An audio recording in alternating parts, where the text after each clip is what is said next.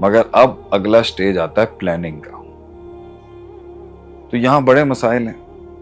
کچھ لوگ بغیر پلان کیے بھی ایکسیکیوشن میں چلے جاتے ہیں اور گھوڑے اتار دیتے ہیں پانی میں, اور کچھ لوگ پلان ہی کرتے رہتے ہیں اور ایکسیکیوشن میں کبھی نہیں جائیں گے. یعنی some people you will find کہ وہ صرف بکش پلاننگ اور یہ آرکیٹیکچرل ڈیزائنز تک ہی رہیں گے. عمارت انہوں نے کبھی کھڑی کرنے کی نہ نیت کی تھی اور نہ ہی کبھی ارادہ تھا ان کا. اور کچھ لوگ بغیر پلاننگ کے میدان جنگ میں اتر جائیں گے. اس لیے پلاننگ کے دو بڑے شرعی اصول جو ہیں نا, جو اسلامک پرسپیکٹو کے بڑے فنڈامنٹلز ہیں, جس کے ساتھ مسلمانوں نے ایک بڑی سلطنت بنائی تھی, وہ تھا مشاورت. پلاننگ کا سب سے بڑا اسلامک آرٹیکل ہے شورا, مشاورت. اللہ نے قرآن میں نبی اکرم صلی اللہ علیہ وسلم جیسے مائنڈ سیٹ کو, جو سب سے اعلیٰ, اکرم, افضل, انور, اجمل, احسن اور ارفع ترین انسان ہے اس دنیا کے میں, he is the most complete package you can ever get, ان کو اللہ کے نبی صلی اللہ علیہ وسلم کو اللہ نے کہا ہے وَشَاوِرْهُمْ فِي الْأَمْرِ, کہ آپ جیسا مائنڈ سیٹ بھی بات کریں ارد گرد کے لوگوں سے, اپنی فکر کو پیش کریں ان کے آگے, اپنی اسٹریٹجیکل پلان کو ان کو دکھائیں, ان سے ڈسکس کریں. آپ ہو سکتا ہے ایک ایسا اینگل آ جائے جس سے آپ کو فائدہ ہو جائے. اب اگر میں یہاں پر یہ کہتا ہے ایک ایسا اینگل آ جائے جو آپ صلی اللہ علیہ وسلم کو شاید نہ پتا ہو, تو یہ آپ صلی اللہ علیہ وسلم کی شان کے اندر تنقیص ہوگی, نقص پیدا کرنا. لیکن جملوں کا استعمال بہت سوچ کے کرنا چاہیے. ہو سکتا ہے مشاورت کریں آپ, اگرچہ نبی صلی اللہ علیہ وسلم کو کسی کے مشورے کی ضرورت نہیں ہے, آپ کو آسمان سے گائیڈنس آتی تھی. ایک اینگل آ جائے جو آپ کو فائدہ دے جائے, اور ایسا ہوا.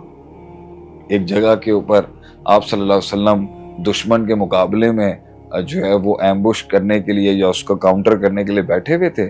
ایک صحابی نے آ کے پوچھا اللہ امرک ھذا, کیا اللہ نے آپ کو حکم دیا اس کا؟ میں بولا نہیں. اگر آسمان سے حکم نہیں ہے یہاں بیٹھنے کا, تو جنگ کا مشورہ یہ کہتا ہے کہ آپ کا یہاں بیٹھنا خطرناک ہو سکتا ہے آپ کے لیے, آپ وہاں جا کے پلیس کریں اپنے آپ. تو مشورے, لوگوں کے لگائے ہوئے وقت, فیلڈ میں لوگوں کا لگایا ہوا ایکسپیرینس, فیلڈ میں لوگوں کی کھائی ہوئی مار, فیلڈ میں لگے ہوئے لوگوں کے کسی رستے پہ چلے ہوئے لوگوں کی تکلیفیں, ان کے ہموم, ان کے کرب, ان کے ساتھ ہوئے ہوئے دھوکے, ان کے ساتھ ہوئی ہوئی شارٹ کٹ گیمیں جو لوگوں نے کھیلی ہیں, اس مشورے سے انسان کی پلاننگ جو ہوتی ہے وہ کسی دوسرے لیول پہ پہنچ جاتی ہے. وہ نقصان منیمائز کر لیتا ہے اور نفع میکسیمائز کر لیتا ہے. مگر پلاننگ میں صرف اگر مشاورت ہی ہو اور تقوی نہ ہو, پلاننگ کا دوسرا بڑا article according to the Islamic sciences and Islamic jurisprudences, کہ تقوی بھی ہو آپ کے اندر. یعنی تقوی کا ایک پہلو یہ ہوتا ہے کہ انسان اللہ کے قریب ہوتا ہے. تقوی کا ایک پہلو یہ ہوتا ہے کہ انسان اللہ سے ڈرنے والا ہوتا ہے. تو تقوی کا ایک اسپرچول پہلو ہے, لیکن تقوی کا ایک اسٹریٹجیکل پہلو ہے جس پہ کوئی بات نہیں کرتا, اور وہ قرآن کی اس آیت کے اندر ہے وَاتَّقُوا اللَّهَ وَيُعَلِّمُكُمُ اللَّهُ, تقوی اختیار کرو تاکہ اللہ تمہیں علم دے رستوں پہ چلنے کا. تقوی سے علم بڑھتا ہے, انسان کا شعور بڑھتا ہے, انسان کی کانشیسنس ڈیولپ ہوتی ہے. اور پلاننگ کے اندر اگر انسان انکانشیس ہے, بے ہوش ہے یا غافل ہے, تو کبھی بھی صحیح رستے پہ نہیں چل سکتا. تو تقوی اس لیے چاہیے کہ اس کی کانشیسنس اسٹرانگ ہو, اسے پتا ہو اللہ, بندے میں کہاں اور کس فارمیٹ میں فنکشن کر رہے ہیں اس ٹائم پر, اور اس کے لیے اس کے پاس وہ روٹ میپ ہونا چاہیے جس کے تھرو وہ اپنی منزل تک پہنچے گا.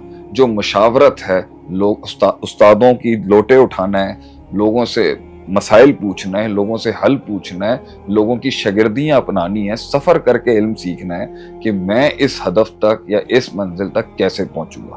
So these are the two great articles of planning. انہی کے فساد کے اندر ہی پلاننگ کا فساد ہے.